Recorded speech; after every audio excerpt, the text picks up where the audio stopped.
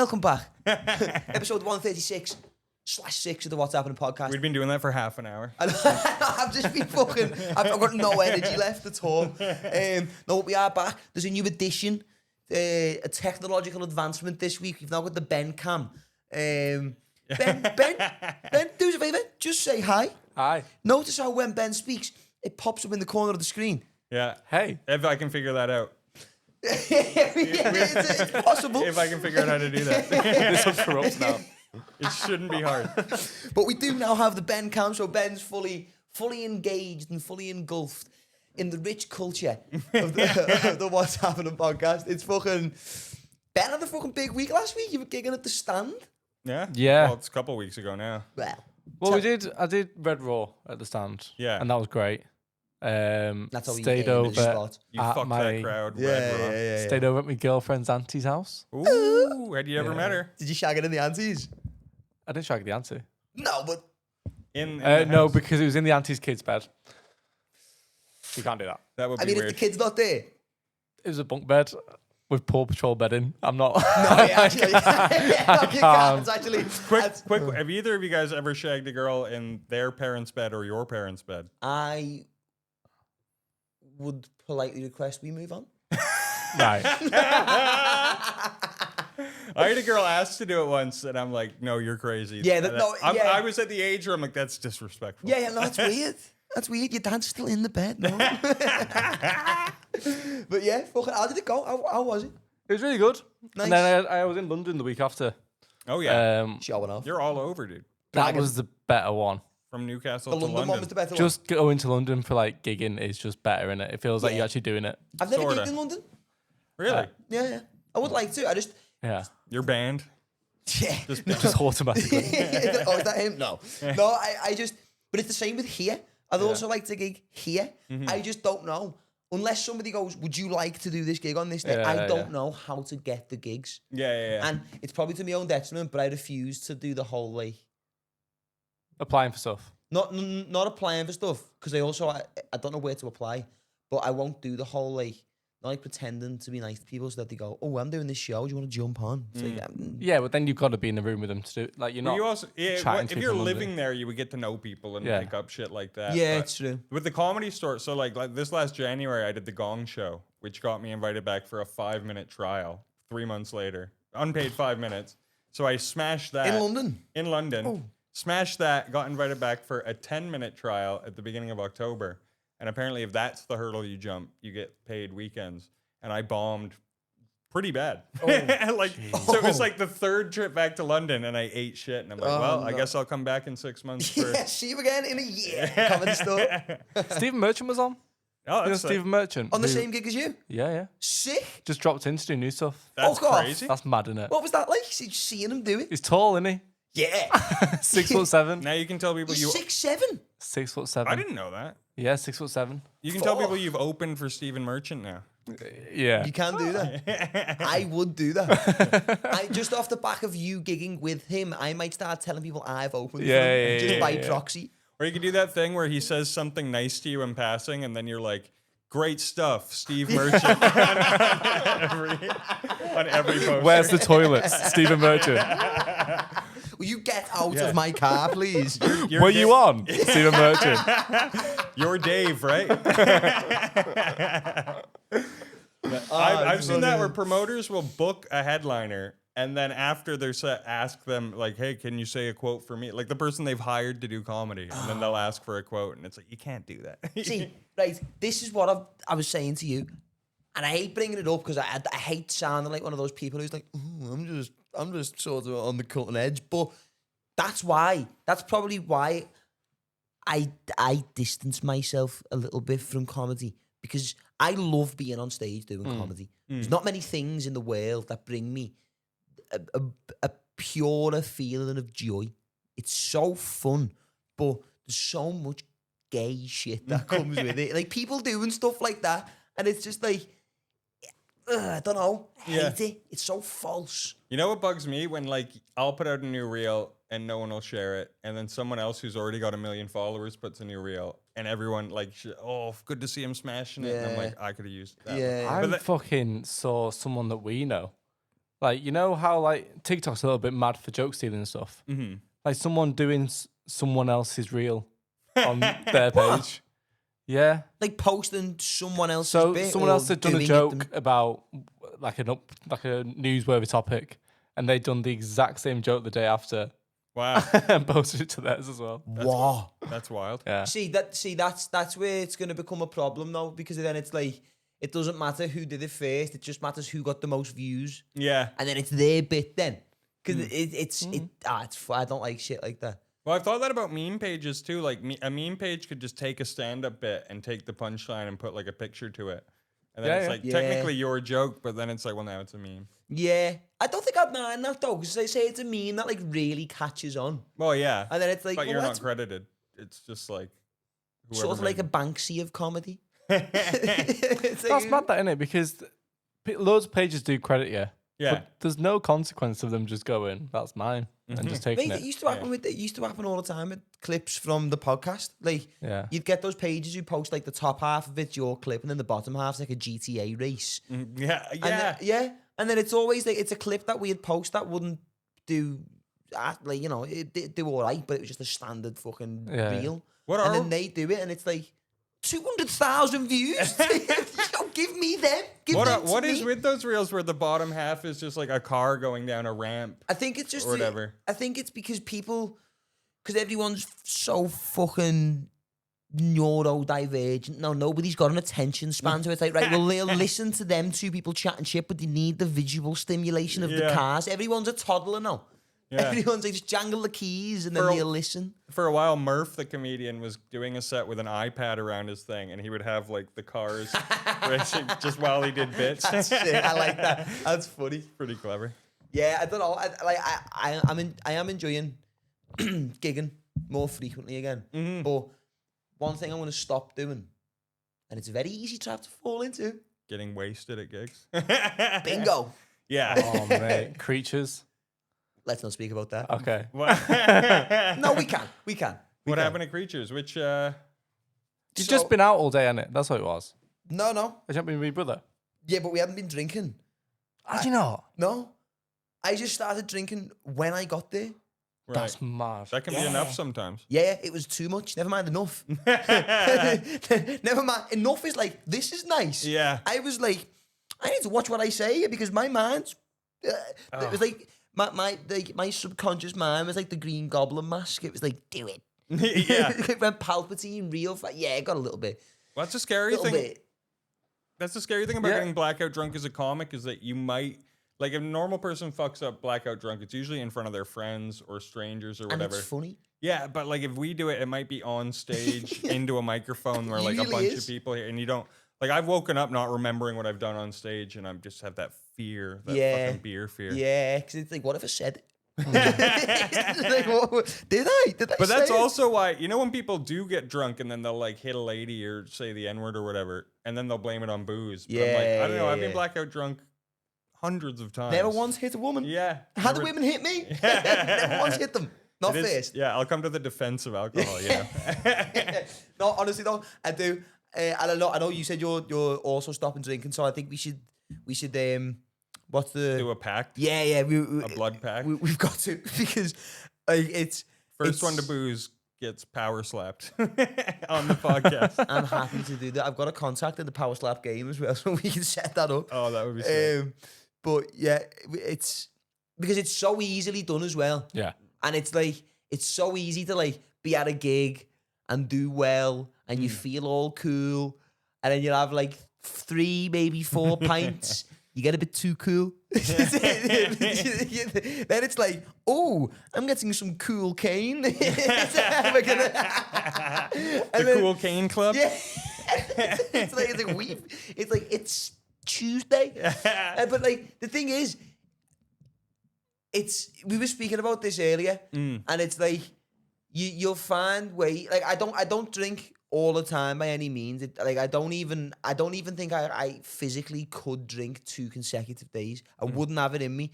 But when it's like every now and again, I'll go out and have a pint and I'll be like, no, I'm not really enjoying it. Yeah. And then I can happily just chill for a bit and go home. But then and especially after the gig when it's went well. and you have that sip of a pint, and that first sip of that first pint tastes like 5 more pints, and you're like, oh, I'm gonna be sick when I get home. And then it's such an easy thing to fall into. Just gets away from you. Where do you so reckon easy. the line is in terms of like, oh, I'm not going home here? What do you How mean? many pints do you reckon is like, that's when you feel like, oh, I'm in now. I'm in the game. Oh, dude, like 2. Is it? Yeah, it's like sometimes it's like No, like when it gets its hook in and then I can't I think it's control 3. it anymore, it's like 3 or 4 3, actually. yeah. I think it's 3. 3 because no one's going home after 1 Mm. anyway. yeah, But if You I might go home after 2. because sometimes 2 pints you start yawning. Yeah, That's what I and was you- gonna say. If I have 2 drinks and I don't have one more in the next hour, like I'm asleep Yeah, for yeah, sure. Two pints and then a half an hour break, and it's like, oh, it's time to train. Yeah, But, like- it's like 6:30. Like 2 pints, you get like that little buzz, but as you said, that little buzz can be a bit of a straight to bed. But then that little buzz could be like, fuck it, no, okay, no, I'm that could be the spark to a yeah, fire. yeah. That's like a little ember. Yeah. That's being left yeah, over. 2 pints in a like slightly good conversation. Yeah. Like it doesn't even have to be like really good. Yeah, 2 pints and I've had a nice day prior, Yeah. and it's like, we'll have 7. But my brain, I'm realizing that it's like true addiction is letting your brain fucking trick you. Yeah, Where yeah. it's like it's not like this craving that you like, oh, I guess I'll do it. It's like, no, your brain is jumping through logical hoops and doing mental gymnastics. And then it's like to the point where when you're getting the beer, you're like, this is a smart decision. And we did that last week before the podcast. I'm like, oh, we'll just have one before the pod, juice up a bit. Yeah. And then I'm like, when I get to the open mic after the podcast, I'm like, well, I'll have another one because, It is happy hour. The pint is 250. I'm like, next thing you know, I'm blackout drunk. yep. I woke up last week, Wednesday, trying to get back to Liverpool. Woke up in Blackpool, which is, for anyone who doesn't live in England, is very far apart. It's an hour away. Yeah. It is an Yeah. hour. It's an hour's worth of traveling. Got on the wrong train, apparently, which is like, imagine where I could have ended up. We could have been like towards Birmingham or like London, Euston. or You something. could have been so far away. Yeah. That would have been bad. And it's the worst, man, because the story like that in your 20s is funny. When you're 35, it's like, but you get it together. Like, what is going on? Yeah, to be honest, I'm still in my 20s. I'm 27, so I'm clinging on to my 20s. I'm approaching 28, and I think after 25, it's not a cool story. Like personally, but then again, I was never particularly like a big drinker until I got I think it was until I started having fun doing comedy. Yeah. And then it's like I started liking the taste of beer because I only used to drink like gin because it was the only drink that didn't taste too much like alcohol. Mm-hmm. So then it was like, well, I'm not going to drink 4 of them, like a tenner each. But then you start enjoying pints and you're like, 4 quid, yeah, woo! Like, it's fucking, and it's just like, and I work full time as well. So doing the podcast and then going to them stage time and just being like, Dead sober. yeah, but then it's a fucking, what's the term? It's like you Double-edged sword. exactly There you go. because it's like I can do comedy sober, and it's like I'll be okay. Yeah. It's like, but then it's when you have like, I think my sweet spot is like 2 maybe 3 pints and a little bit of weed because That's crazy to me. because not like a lot of weed, No, I know. just maybe half a joint, if that. Because then it's like I get in this little zone where it's like I've got energy in me, like the 3 pints are going like, no, like you are, like, to be honest, people probably say you're the greatest of all time, and then the weed's like, no, people definitely say that. So then you start I get like when I did fucking Tony Carroll and Friends the other week, Yeah. I didn't get fucked up before I went on. I think I had 2, maybe possibly 3 pints and a couple of hits on a weed vape. Mm-hmm. And I was buzzing. I was in a dead good mood. I was happy. I went on stage and I was like, Yeah. I was like hitting all my shit well. I've tried to like weed before comedy probably like a dozen times in my life, and I bomb every time. I couldn't Really? Yeah. imagine. I couldn't imagine like doing well stoned. Yeah. Just throw 2 pints on top of that.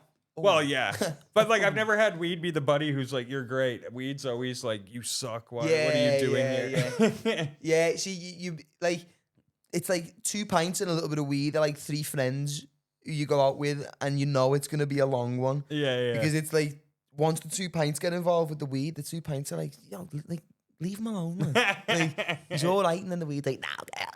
okay, we'll leave. And then the wait starts going, no, honestly, lad, you probably are like the funniest guy to ever live.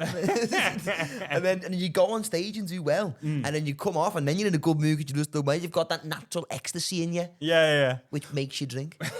What's weird though, for when I started comedy, I was already like a functional alcoholic, but I was like working a job I hated, and there was nothing going for me.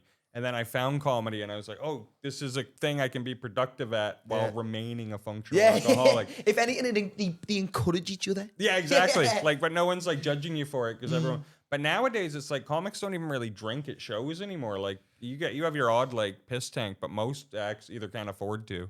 Or just don't drink at all, and it's sort of like, oh yeah, they're working on their craft. Yeah, a good deterrent for me is like I'm in work at like 7. Yeah. And don't get me wrong, there's been a few times I've still faltered and I've still stepped off track a little bit, and I've went into work like, oh, like last Thursday.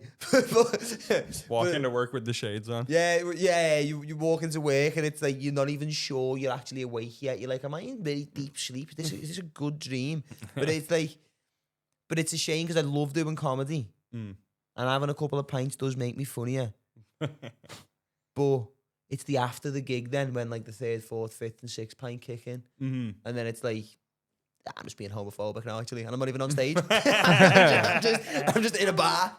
I always worried I wouldn't be able to do comedy sober because I'd never started. Like, honestly, for the first year or two, I probably didn't have a completely sober set. I probably went up with like a beer or two in me, but like usually drunk. And then I was worried, like, oh, what if when I'm sober, I just don't know how to do it? And it was a pretty easy sort of, you are learning something when you're doing it drunk. Yeah. But then there's other guys who I've heard can't make the transition, or like guys who had to go sober and go to rehab, and then their comedy is like half as good for it. I think the path for me is do what Jim Jeffries did and just keep drinking.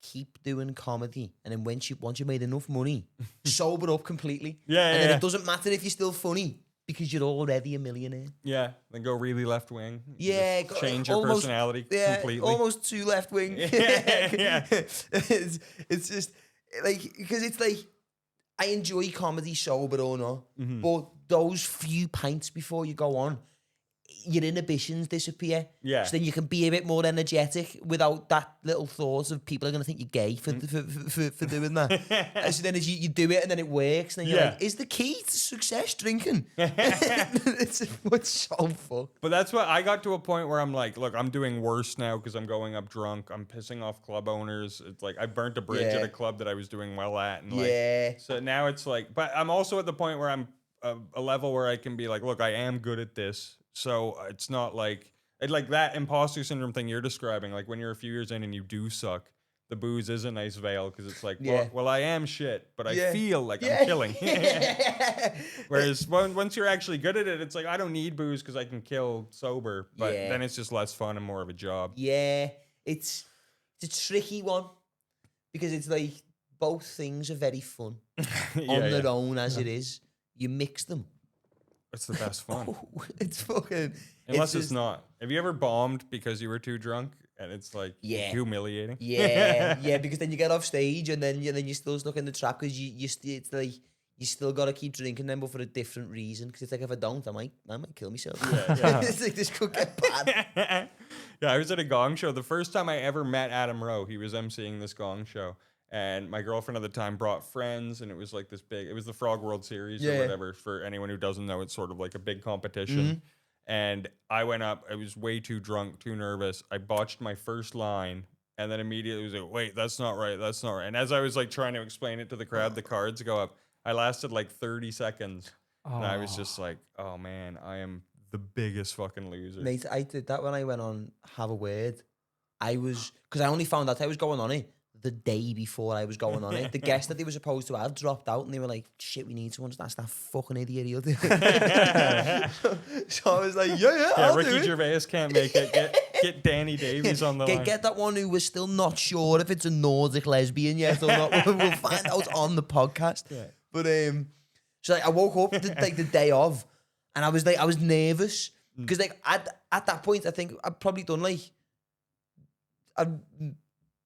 around about maybe 100 episodes of the What's Happening podcast. So I knew how to do a podcast, but I was still aware that this was a level up from what I was doing. Yeah. And I thought about that too much. So I took a joint with me for afterwards, just like a little pat on the back joint.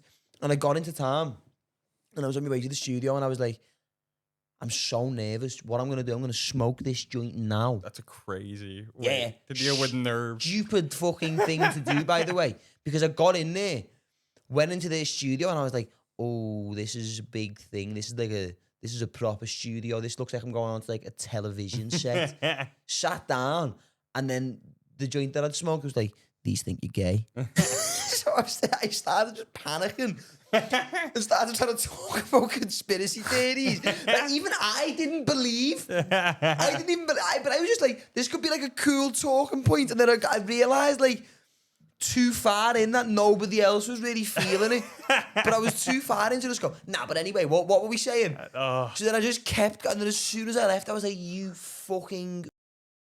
what are you doing? And then when they released the episode, worst thing I could have done. It's like when you feel sick and you Google it. I checked the comments. Oh no! Oh mate, I was getting cooked. It was like probably the worst comedic time I've ever heard. And I was like, I was nervous. I was like, I didn't know what to do. It was so bad. Yeah, it was so bad. I hated doing podcasts for a while just because I bombed on one once, and it's like no one will tell you. It's not like comedy where it's very obvious you've bombed. It's just a bad episode, and like I knew it was bad because there were awkward pauses in it where everyone just looked was like, all right, it's like that's not what a podcast should be, you know. And it was just the fucking worst. How far are you in then, though? I was years into comedy. Well, I just not done many podcasts. And it's weird. It's like there's a big learning curve in the UK where it comes to just casually like bantering and shit. Like like every British comedian has this crowd work thing like locked in already, and in Canada like barely anyone crowd works, and like there's all these differences of like, you know, I feel like every Scouser was just born in the banter, and they're just automatically like know what they're doing, and I just didn't, and it was sort of like, oh man. Not that I think I'm great now, but I feel like at least like my feet are under me. It's like it's fucking, it is weird as well, because obviously even though we are just sitting here just chatting shit, we probably wouldn't be if there wasn't a camera and like lights in there. No, we are just sitting chatting, but there is still that element of it which is like, this is natural, but it's still not. So you've got to just try to. Well, they always say it's like reality TV can never be reality because as soon as the camera's on you, you're gonna act different, be different. It's like I do it even when I'm doing stand up. Like I don't like. There's people who go on and when they're on stage to when they're off stage, they're like a completely different guy. Mm-hmm.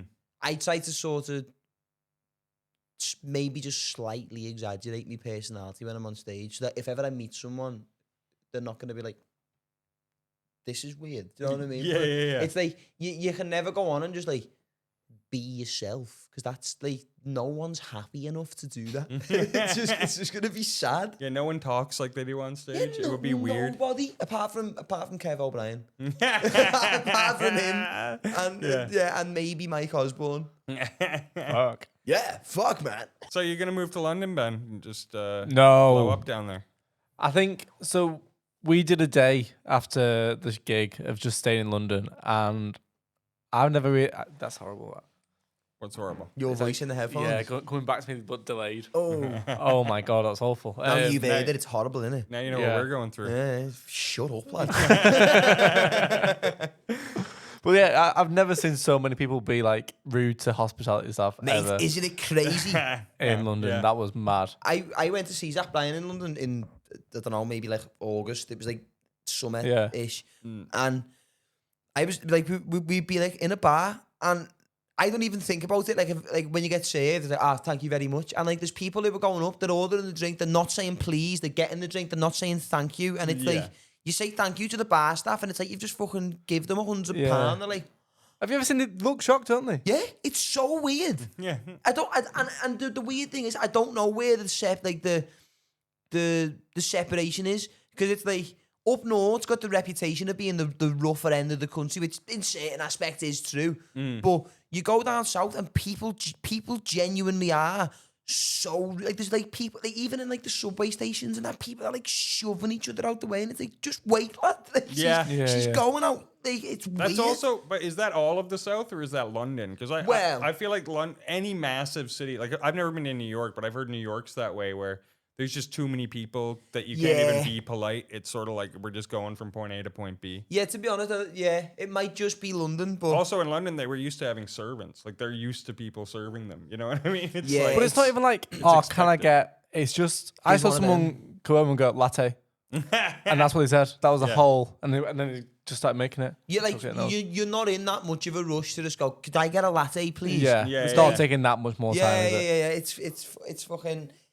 London's weird as well because it's like I like London for like an afternoon, Yeah. and then it's like right, I need to leave. Like it is Yeah. just too many people. There's too many people just piling into I places. cannot afford a pint here. No, what am well, I doing here? Mate, when I went to the Liverpool match when we played Crystal Palace and the match must have been fixed because we lost.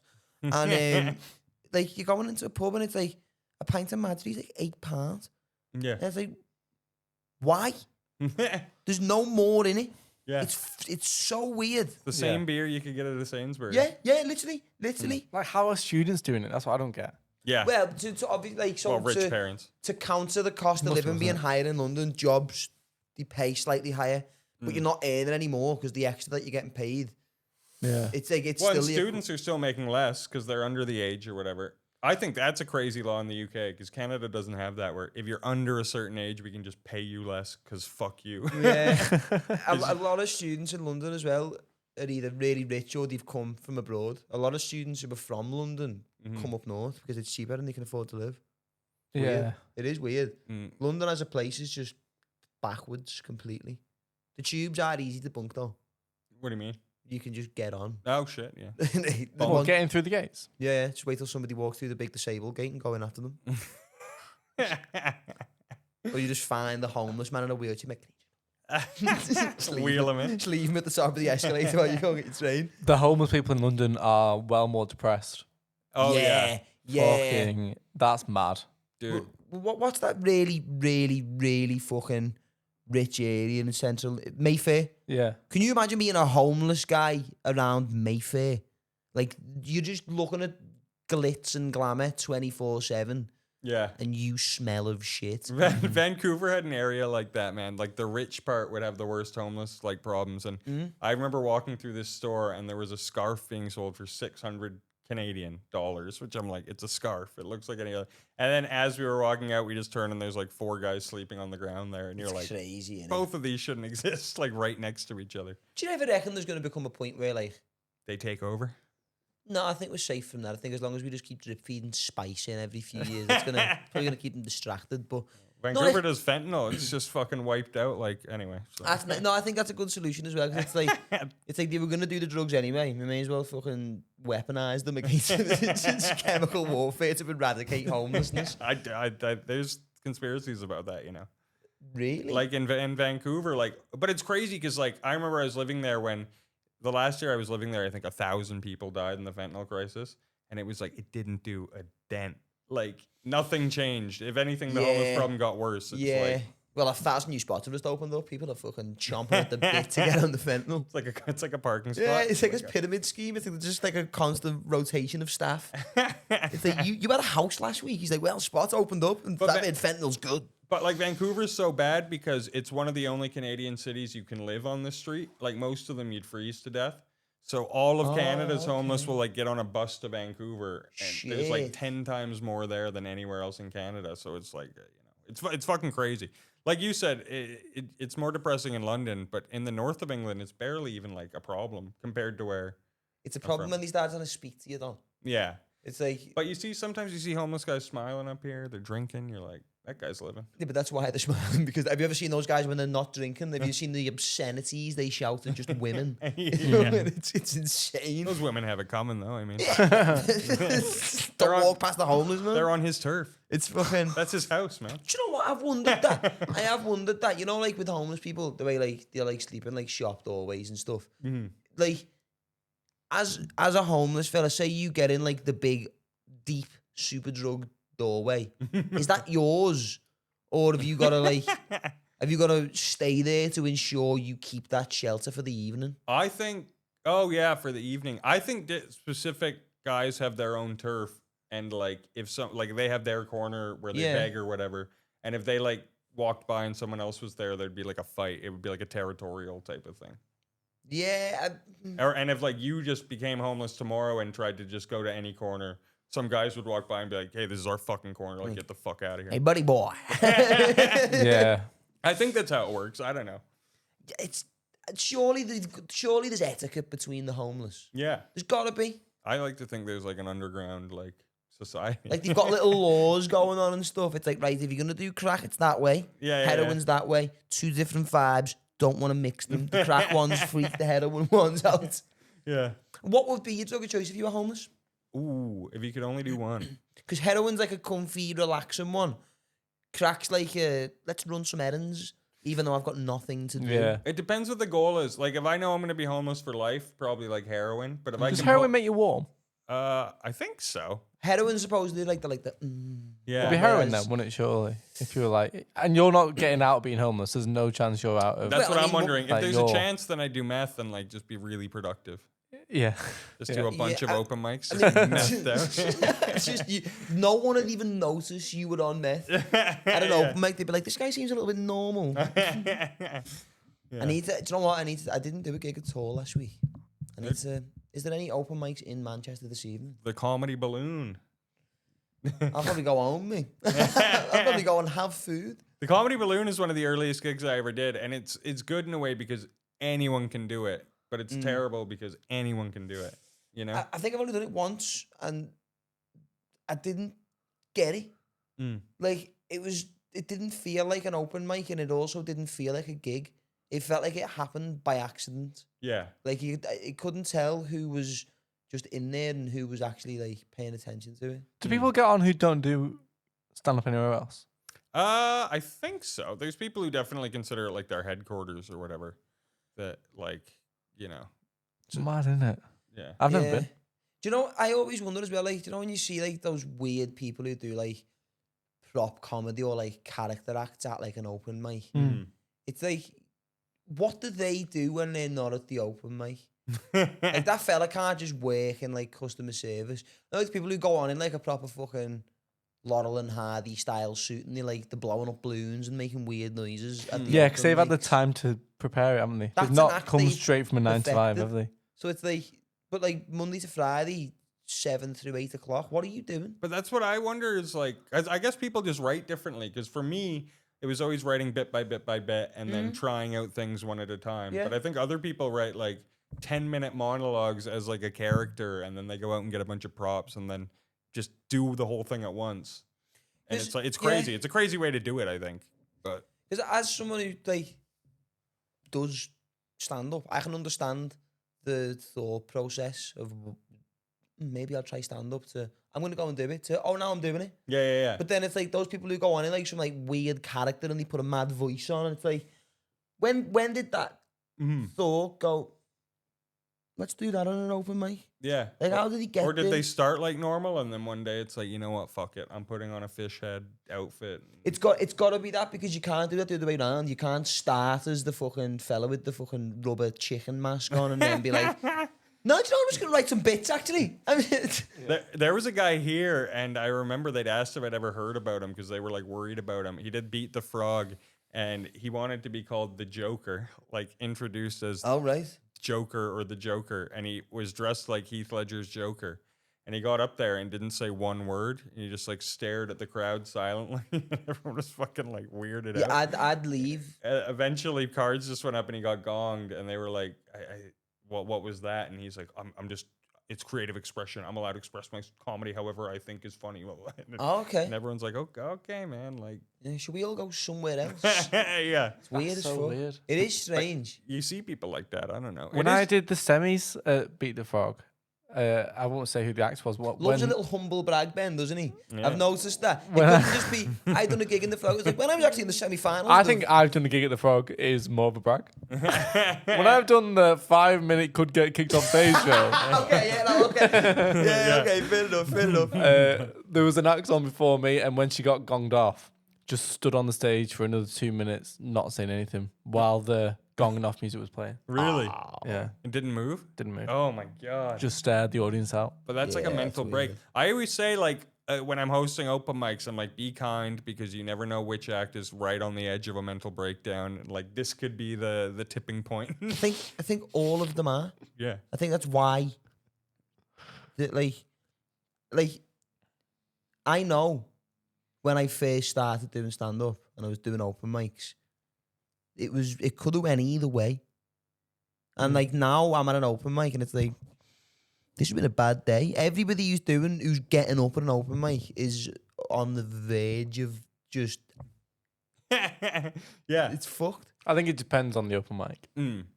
Yeah, it's weird. That's true. yeah. That's Yeah. true. If it's like stage and radio and stuff like that, I think that's a bit more. I think there's certain open mics, maybe more in Liverpool, like them ones, like the really small round the corner sort Yeah. of ones, where there's people who turn up there, even the ones who turn up who we don't know, because that happens every now and again. Yeah. And it's like, oh shit, you're Yeah, on the you- precipice You're of quite the character. yeah. Well, that's the thing too. Like, I'll always like, you know, open mics are meant to be for everyone by design. Anyone's Yeah. supposed to sign up. There's no barrier to entry. But I've definitely had people like, there was this guy who would always just do like almost like whatever he'd thought that day, he'd written word for word, and then he'd do these rants, and there would be no laughs at all. Yeah. And he even said, I was like, well, what was that, man? Like, what are we doing here? And he's like, well, it's just open expression. It's just an open forum. I'm like, no, it's not. Yeah. It's a comedy purpose Yeah. show. Yeah. Like the same way if someone showed up with a guitar and was like, can I just do some songs? I'd be Yeah. like, no, it's a comedy. I agree with you about the open mics in Liverpool being like a bit more sort of. I'm on about like the really small ones.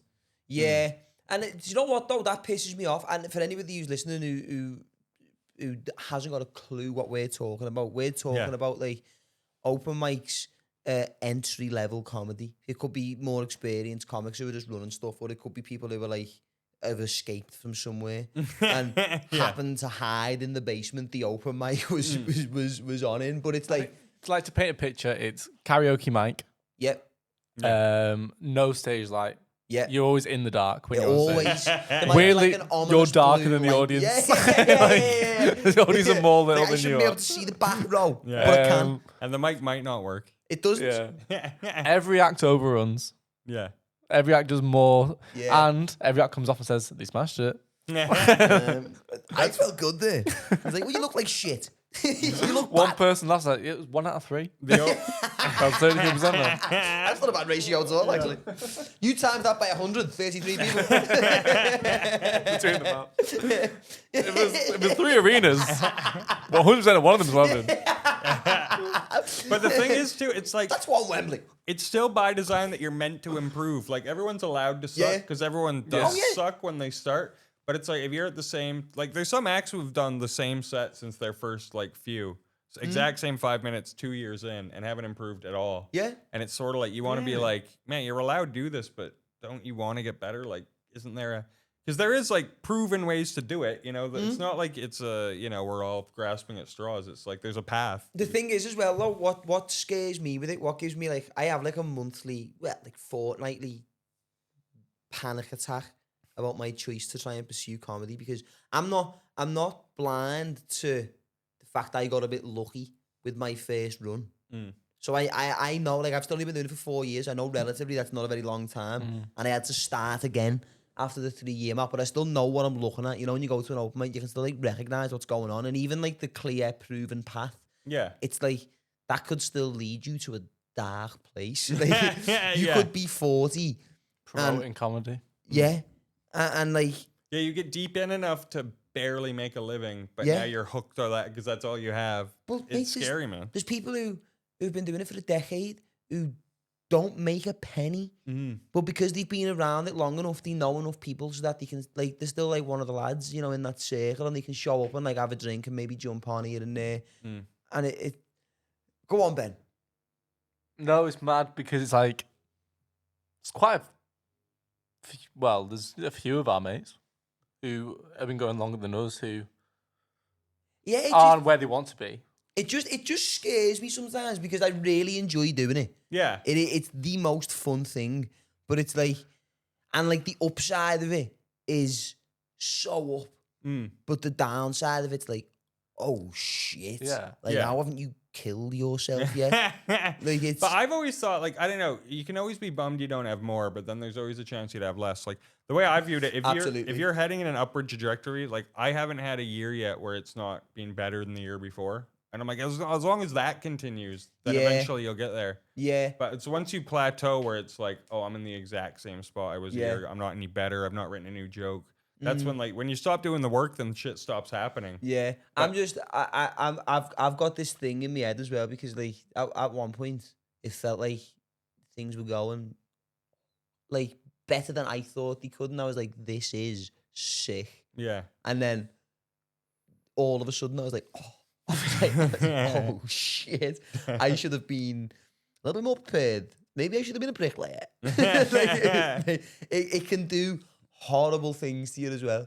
It's terrifying. Well, it's like there was a guy who when I started comedy in Vancouver, he was introduced to me as this comedy legend.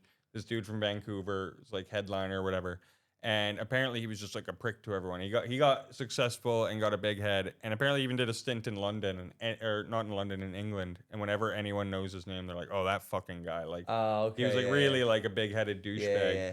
And I saw like a year ago he posted like a GoFundMe because he couldn't afford like his medication or something, and it's like no one's hiring him for gigs and stuff other than old friends who are doing him a favor. And it's like, and man, when you're at 60 with no discernible life skills and comedy's not paying the bills, it's like you should just commit a crime, just go to jail. And also as that's well, my backup plan. also a terrifying thing, and it was Phil Ellis made this joke, and I think it was a roast at the Oaks show. Yeah. And he was on the panel, and he was like, "That's what I like about this job. No pension." yeah, Then it's like, what if you get to like 60 and you've been plugging away and let's say for like 15 years you've been steady enough to like keep going and be able to like, you know, you've got like a decent maybe like flat somewhere, you've got enough money so that you're not scared. You're going, but then you get to like 60, 65 and you physically can't do it anymore.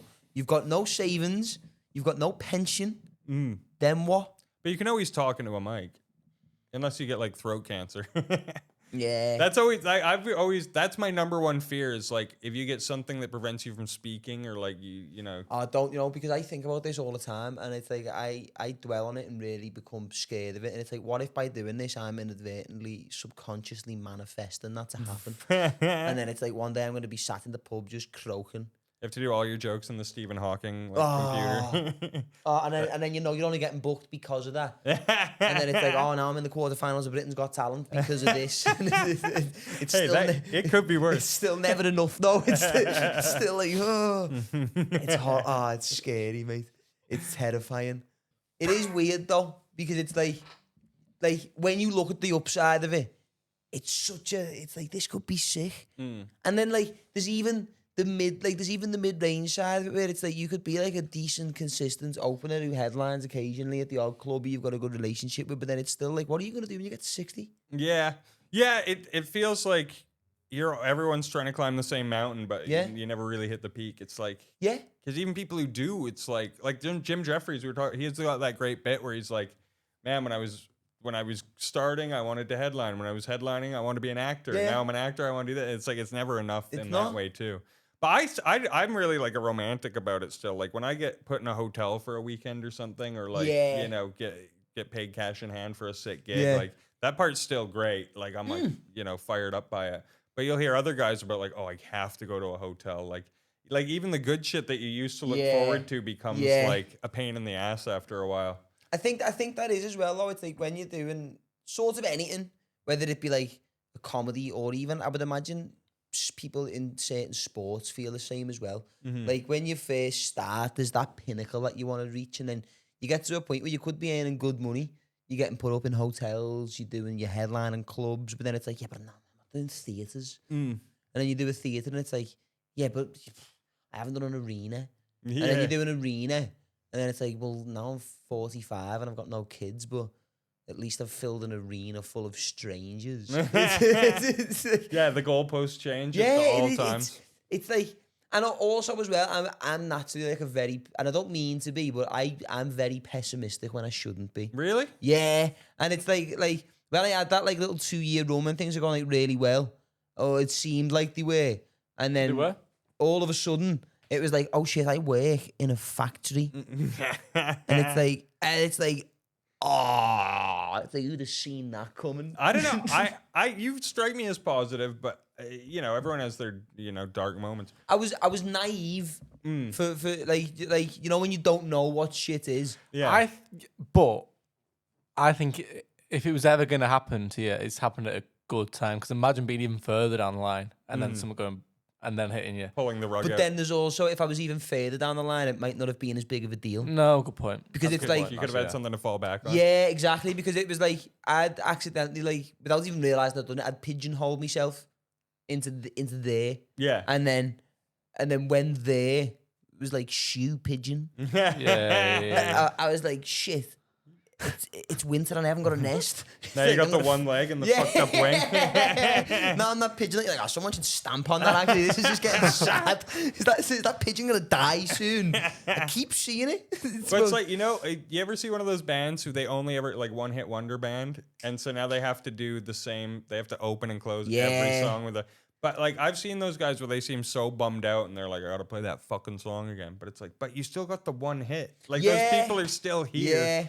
You'd rather do that than have no hits. You know what I mean? Yeah, I feel like, and I mean, it's probably the same in every walk of life. People could have like could have a really good job in a big corporate company. They go, oh yeah, but I'm not on the board. Yeah. And it's like, yeah, but you're getting paid £100,000 a year, and they're like, yeah, but he's getting paid $250. It's always like, I think it's an instinctive thing because obviously everybody, no matter what you do, it's always going to be like a rat race kind of thing. Yeah. There's always going to be people trying to climb. It's and impossible not to look over. Yeah, at other yeah, people. and it's like you'd always look over and you're like, oh, yeah, but his crops are doing better than mine, or he's got a better suit than I have, and it's like, yeah, but you're still wearing a suit. Yeah. There's some people who are in a sleeping bag in a town centre, like, you know what I mean? It's so weird. But it's like we on the way here, we were talking about a guy who's a buddy of mine. Like I love the guy, but I gave him his first set on stage. Like I Yeah. remember it, and now he's blown past me and is getting gigs Yeah. that I've not gotten. Where I'm like, holy shit. Yeah. It's not like jealousy per se, but I'm like, fuck. Like I wish I was doing that. But at Yeah. the same time, like I could let that ruin my life, or like think about it too much, or like why is he doing that? But it's Yeah. like, well, or I could just I'm doing my thing, he's doing his thing. Yeah. It's like no one ever. What you wondering who? Yeah. Yeah, Faizan. Yeah. But I think a shithead would look at that and be like, well, he's got this opportunity for this and this reason. But in my mind, I'm like, well, he drives, he doesn't drink, he's a professional. Like, Yeah. if these things I was doing, maybe I'd be further ahead. Like, all you can do is look at yourself and change yourself. You know? I might convert to Islam too. Because then I'm not going to be drinking. I'm going to gigs, I'm staying level, I'm professional. People will like me. I Yeah. might do it.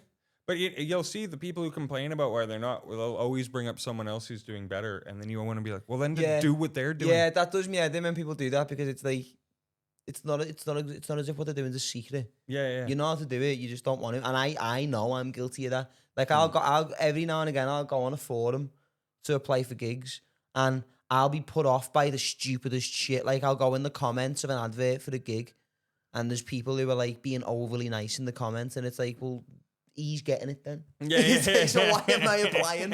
Is Yeah. it what, like? Well, yeah, and there's stuff you don't, if you're not comfortable doing shit, you don't do it. But there's always that, like when comedians say you put the work in, I'm like, it's not even really hard work. Other than just going, you just got to go there and Yeah. keep doing it. I think the admin side is more the work bit. But It is for me anyway. Like, but that's what I mean. It's not hard work. It's not like, It's just you got to remind tedious. yourself to do it, haven't you? You yeah, gotta, like, I need to. It's a bit tedious. Because yeah. I know, like when I first started doing it, and I started earning little bits of money from it here and there, and I seen it as like, okay, this could be like a potential, like this could be just what I do. I was sort of like, well, I did this to escape admin. Yeah. And it's like, now I'm still going to send emails. It's like, well, what? Like, why? It's also like, I think a nice place to be is if there's like a group, if you got like a good group of comics around, yeah, and you're all sort of running your own gigs, and like I think a good way to do it now, or I don't know if it's a good way, but it's certainly a feasible way, is there's a good group of you who all run your own stuff, and between there's a decent little platform where you can all promote each other and stuff like that, and then you'll do each other's gigs, you perform to each other's crowds and your own crowds. That's a feasible way of doing it, but then it's like, well, is it sustainable? Because you can't guarantee in 10 years these people are still going to be doing comedy. So it's like, how long can that last? Well, and then it just happens naturally where like the gigs we come up and learn on, like the very first ones, there's 30 comics. Then the new material Yeah. nights, there's 6. then the pro shows there's 4. Yeah. And now you're the headliner and you're the last one at the gig. Yeah. So like the more you go up, the more isolating it becomes anyway. It's so weird, like, isn't it? Yeah. I almost feel like doing comedy ruined the perception of what I had in my head that comedy was. Because I was the like, reality of it. yeah. I was like, Working at a comedy club did that for me. yeah, Yeah. because I was like, we all just get together and have a laugh and people watch us do it. And then it's like, oh no, there's 6 people on this gig. 4 of them hate each other. Yeah. The other 2 who like each other actually don't. It's And when one of them's gone out the room, they're all slagging him off. Yeah. well, see, that's another thing. I get this like mad imposter syndrome. If I'm in like a green room, I'd be like, I know if I go to the shop, these are all going to call me gay. And it's like, I sit in the room and then it's like, and then I hate being in the room because I've told myself it's, Well, that's the maybe thing. I'm mentally unwell. I was saying this the other day. I did another one podcast and was sort of like saying like when I found comedy, it was sort of like, oh, I finally found my group of like-minded people, Yeah. and everyone sort of we're all telling dick jokes and blah blah Yeah. blah. And then you get like a year into comedy, and you're like, oh wait, some of the people are dickheads, some of the people are lying, some of them are like trying Sex to pests. yeah, it's climbers or whatever. Yeah. And now it's like 10 years in, I have my friends, I have the people I trust, but then Yeah. half of them people I don't even trust. Like Yeah, it it's is. like everyone talks shit. You're like, and then sometimes you know someone's talking shit about you, but they'll be nice in person. And That's you're like, what I it's all mean. just so phony. That's the most off-putting part of it for me because, as I said before, the being on stage, sick. It's even if I have a bad set, I'm still grateful that I got to do stand-up comedy. Whether there was 10 people there or 300 people there, it's still a win. But then it's like it's that part of it where it's like you don't know if you can actually trust anyone. There's people who like you'll see 2 people standing there having a conversation and having a laugh, and it's like I know you hate each other. Yeah. Like who's this little performance for? Why are you doing it? It's like playing Big Brother, sort of. Yeah, You're yeah, like, yeah. I can't trust anyone, but I have to make some connections. Yeah. To Well, move Well, do you forward. reckon they know that they hate each other, or do you reckon they think that they hate that person and the other person's like I complete? I think there's definitely enough arrogance to be like, they don't know I hate them. Yeah. I'm getting one up on them. I think it's like there's also people you tolerate. There's like levels of hate where it's like Yeah, there's a period. There's sometimes someone's so hated in the scene. Every time you walk into a green room, inevitably someone will bring their name up and start shitting on Yeah. them. And you can shit on them with someone who you don't really like, but you can tolerate or whatever. Like there's Yeah. people, and then there's other people where I'm like, I wouldn't choose to spend time with you, but we're working together, so we'll have a chat. Type Yeah, of thing. yeah. There's levels, you know. It's but then again, no, it's probably similar to most working environments. There's people Yeah. who you work with in day jobs who you're like, oh, this maybe I go for a pint with him, and then there's people who you're like, I hope you die on your way into work, but because we're here, I'll chat with you because there's customers in the shop and I can't hit you. You're happy when they all got a sick day. You're like, Yeah, you know, I hope it's serious. Actually, I hope he doesn't come back from this sick day. I think that is what we're getting at, though. It's like when you started, it feels like this dream Yeah. thing, and then it becomes work, and you're like, it's still cooler than any other job I've ever had. Yeah. But it is a job, you Yeah, know. it's still got the same like, you know, it's like, oh, there's this dickhead, and you know what? There's even people, and this is weird. There's people who, if I'm with them in a comedy environment, I don't like how they are in that environment, but outside of it, they're just cool as fuck, and it's Yeah, like, oh, totally. you're actually sound as fuck, but like you get into a green room or you get into a gig, and it's like you become this like, I don't know, this like weird version of a person who's like, they go, hi everyone, hey guys, I'm just gonna get a drink, I'll be back now, okay? And it's like, what was that? Yeah. It's like, who's that? That was with you outside. You don't even speak like that. It's so weird. This is random. Do you think the people who like want to work at Disneyland and as like as one of the characters in one of those big outfits?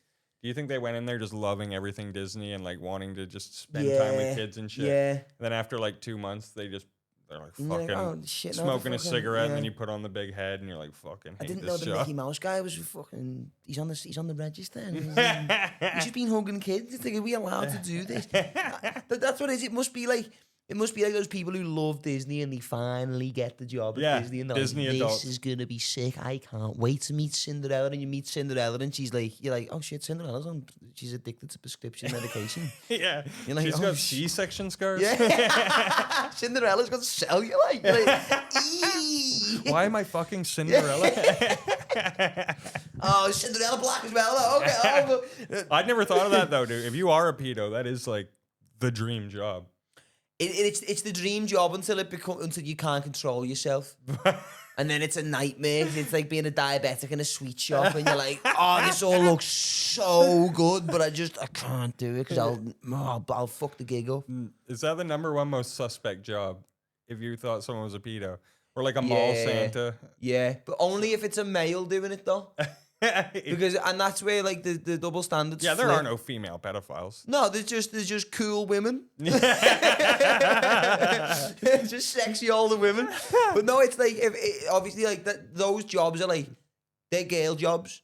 Yeah. I'm not saying girls can't do other stuff, they can, but they're only... it's a positive for women. It's not Yeah, a yeah, misogynistic thing. It's like, exactly. I wouldn't hire a male babysitter because he might rape my kid. Yeah. So I'm going to hire a female babysitter. Because she might teach him some tricks. That's what it is. It's like, there's certain jobs, and it's absolutely not a misogynistic thing whatsoever, but it's certain jobs where it's like... We only trust a woman to do that. It's like, no, mate, I'm not letting you be my wife's personal trainer. You're in significantly better shape and better looking than me. Yeah, yoga Absolutely instructor. Not. Yeah, but it's like, yeah, sure, go to the fit female personal trainer. Yeah. Absolutely, that's fine. We'll all hang out. You guys can work out in front of me. Yeah. Tell you what, I'm trying to get in shape, so I'll pick up some tips and tricks along the way. I'm just going to be watching. In my underwear for the duration of the session. But yeah, it's like working at Disney. I see a girl doing that. I'm like, that's sick. She must love her job. But then I see a fella, and it's like a fat guy. Yeah. And it's like, yo, what are you? Winnie the Pooh's got a semi. Yeah. That's not his tail. Let's not pin the tail on the donkey, actually. Let's absolutely not do that. Eeyore's just jizzed. It's fucking, yeah, yeah, there's just jobs I don't think, like, to be honest, I don't even like when men are teachers. It's like, why? Yeah. I've never once been like, you know what I want to do? I want to spend 6 hours a day around 14-year-olds. It's like, that's not for you. Did you ever have the hot male teacher that, like, you knew the female? Like, I remember in high school, and we had the substitute teacher, and the girls were openly, like, talking about how hot he was and basically flirting with him. And I'm like, man, that guy better wish he's not a pedo. Yeah, but sometimes... he's just got all the opportunity here. No, do you know what? There's sometimes, though, you know when girls get to, like, when you're in, like, year 10 and 11, and, like, now, let me just preface. I'm talking about when I was also in year 10 and 11. I'm not saying that. I'm not looking at them now going, ooh. I'm not doing that. But, like, you know when you get to, like, year 10 and, like, you get to, like, 15, 16, and, like, girls will start developing, some faster than others. Like, and... There's male teachers, I think, sometimes who like the attention, you know. You've seen it before when it's like you'll ask the teacher the question and he looks at you like you've just like, and it's like, yo, do you mind, can you just stop flirting with the 16-year-old girls for a minute? I've got a GCSE next week and you're supposed to be helping me. Yeah. And like, those like a girl will ask them a question and they go over and like, they'll sit on the edge of the desk and try and be on, what you want to do? You just want to see the way you're doing. No, the working out's good. Working out's very good. We had one. In our school. Oh, full nonce. I had one went to too in prison middle and everything. school. Oh shit, went to prison. Went to prison, yeah. Wow. He was an English teacher and my form tutor. Wow. And he used to massage people's shoulders. Wow. No. Yeah. You can't do that. Yeah. And then he got married to another English teacher, and she was the one who reported him to the police. Wow. Because she found stuff on his computer. Good on her. Like kid porn. Yeah. That's fucked. Yeah. And it's a little detail that makes me look weird. Oh, okay. Makes you look weird. He went off just before, because the police, he got pulled out of a lesson and then got taken to talk to the police in one of the staff rooms. Got pulled out of during class? During class, got pulled out of a lesson. Wow. Oh. Were there already whispers that he might be a pedo? Oh, yeah, because he's doing the whole, like, everyone knew about it. Right. Okay. Did you know about the child porn or the massage? We knew about the massaging. Oh, I was going to say, what are you doing keeping that secret? But yeah, like, he went off work just before for a little bit. Right. And we all thought that he was ill. And because it was our form, we got him like a get well soon present. And guess who went to pick it up? I'd gone to get him like chocolates and a card. No way. Yeah. That's and wild. within the next month, he was getting pulled out of lesson again. That's like WWF doing. He's a DJ now. That's like the Chris Benoit tribute show. Whoa, he's just following the Savile steps. He's a DJ now. That's wild. So hold on. It's good access. So hold on. So this teacher in your school, Yeah. who was found with child porn, Yeah. went to prison Yeah. and is now just allowed to DJ. I don't think he's doing kids DJs. Yeah, it's 18 and up. It's actually I think sort of perfect. If kids aren't allowed Yeah, there. I He is suppose. DJing, and I think he's got a different name.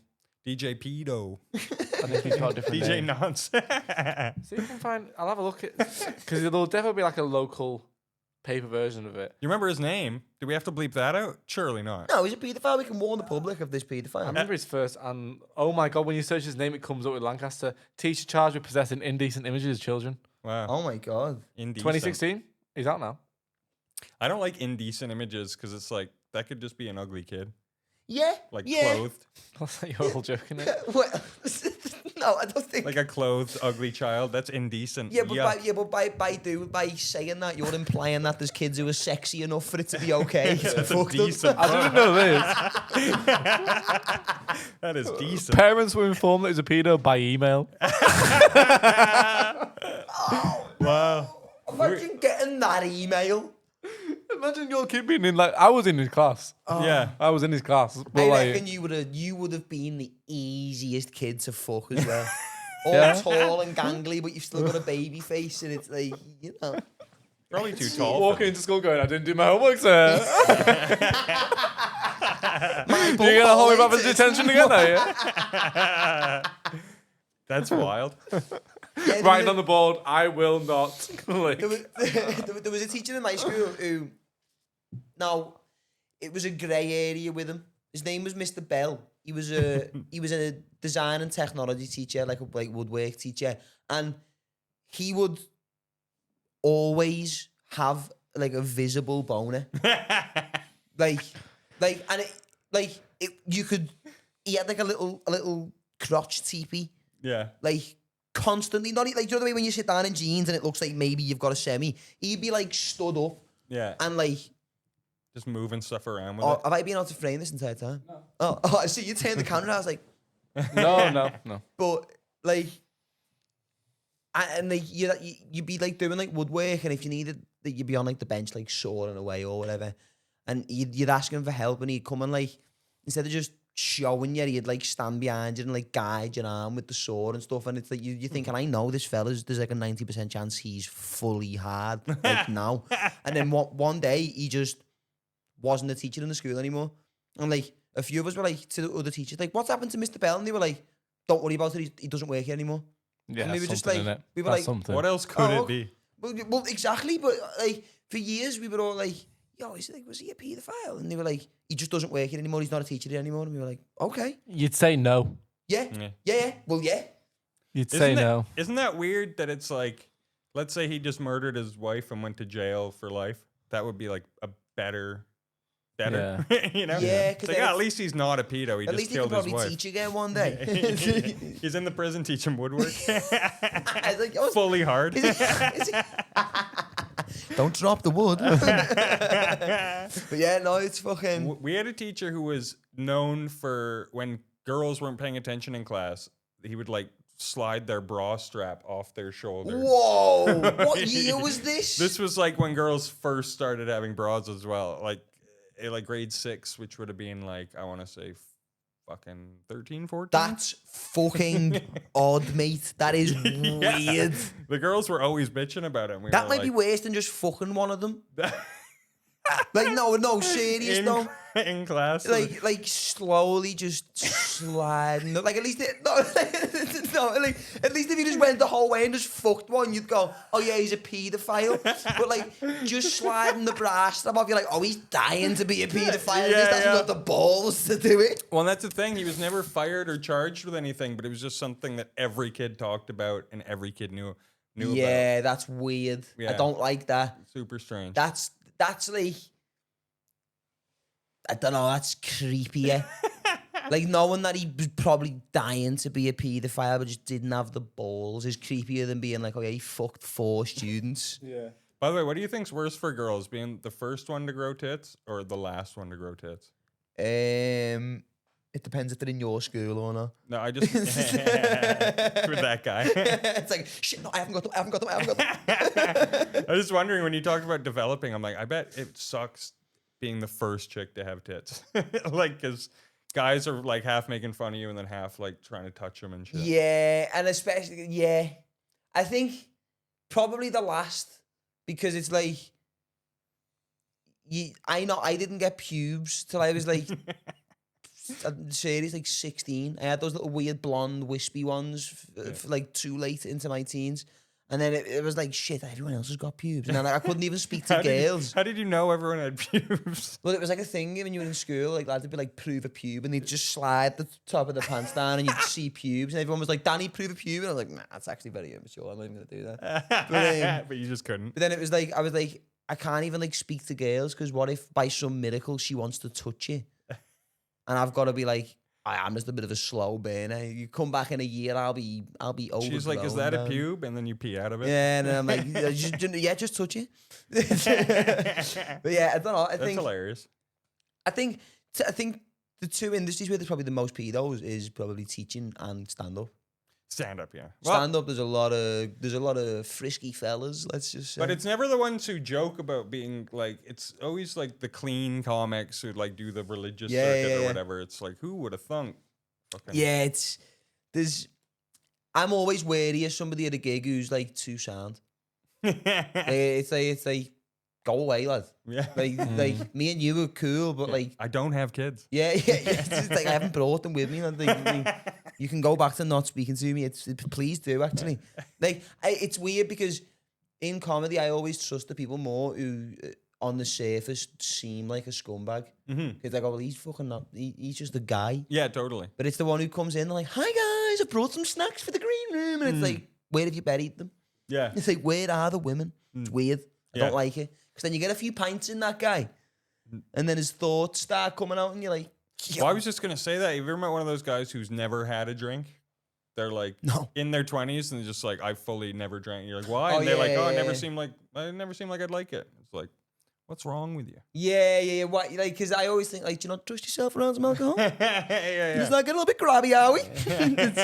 It's weird. It's like, I think teaching Disney and comedy. And mall Santas, for sure. Yeah, because why?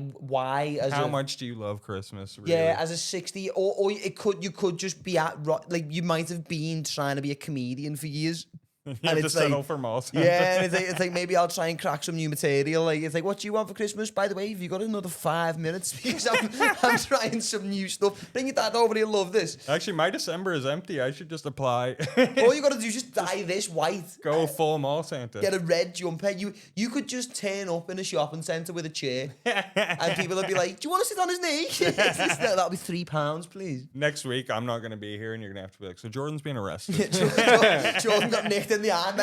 Turns out he was one of the nonsense. He used to be plain sight. He used to be a teacher. He went into DJing for a little while. Now he's fucking kids in the hand. What time are we on, Ben? An hour and 10. An hour and 10? Shit. Oh, shit. That's way more than I thought. Okay. Let's stop this for a minute and then we'll do the UFC Yeah, thing. because we've got UFC Perth coming up this weekend. So if anybody is interested in that, we're going to stop this. They will have already seen it. Oh, shit, yeah. So you will have seen the pics. No point carrying on down that path. Thank you for joining us again. This was a fucking fun episode. I had a laugh. I really enjoyed it. I hope you did. If you know any pedophiles, so drop them in the comments. Yeah. Oh, actually, any pedo stories would be great. Ever like a teacher, or like if you've had one in your life, just send them in. Yeah, obviously, like if it's one of the ones where like they actually got you. And it's sad, yeah. And don't make it too sexy. Spare no details. But like if you've got a story, like a bit of a mad one, let us know because any close calls. Yeah.